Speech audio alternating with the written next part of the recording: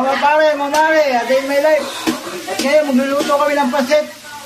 Bago magluto ng pansit, ay magigisa muna.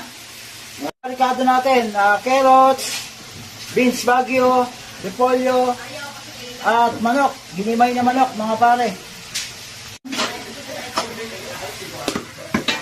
Halo-haloin natin, mga pare. Ganito ang pagluluto ng pansit. Kailangan maraming sahog, maraming sibuyas, maraming bawang. Pagkatapos, lalagyan natin ng gulay. Yan, carrots, saka bagyo beans. Ang paminta, mga pare. Tapos, lalagyan na ng toyo. Lalagyan ng isang tabong bechin. Hindi, joke lang. Mga pare, sasabawan ng ating pansit. Yan. At ihintay natin kumulo. At ito, mga pare, habang hinihintay natin maluto, ito ang pang-ibabaw natin sa pansit. Itong gulay at karne. At halu-haluin natin, mga pare. Ang iba ay nilagay na namin sa Tupperware dahil hindi kasya. Ito, sa kabila. Oh. Ito, luto na to. Pwede na natin itaping sa pansit. Tira tayo na pansabaw. Mga pare, mga mare, magpipirito kami ng manok. Ito, nagpipirito lang nga. Nampisahan na.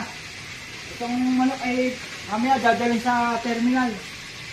Papakain ni Don Empoy sa mga driver kasi gutom na sila at para hindi na raw sila gumastos ng merienda at hapunan.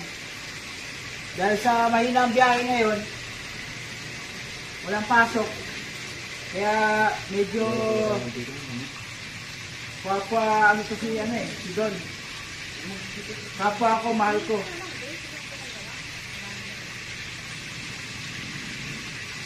Mamaya pagkatapos na ng perito, nasasayang naman.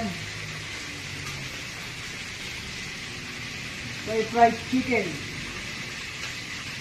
Mga pare, kaliwete nga pala ako. Ayun, kung nakita nyo, kaliwete ginagamit ko. Pwede rin kanan. Ayan, magkakanan ako. Kasi tahimik dito, no? Ako lang maingay. Ayan, deep fry. Naka-dip sa fry. Fry ayay. Saglit lang, iwanan natin to. Babalikan natin pagkatapos ng 2 minuto. Ito mga pare, haggard na ako sa pagluluto, kaya ganito na itsura ko.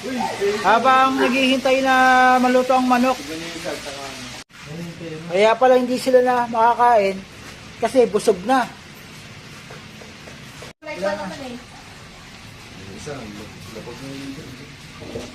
Kain sa oras ng kainan. Kasi, luluto pa lang. Kinakain na. May nasandok mo. Ano na? Ito ang kanan. Kanin na yan. Tama, kakainin nga na Empo yan. Tama. Kaya. Ako, nadadamay sa video mo.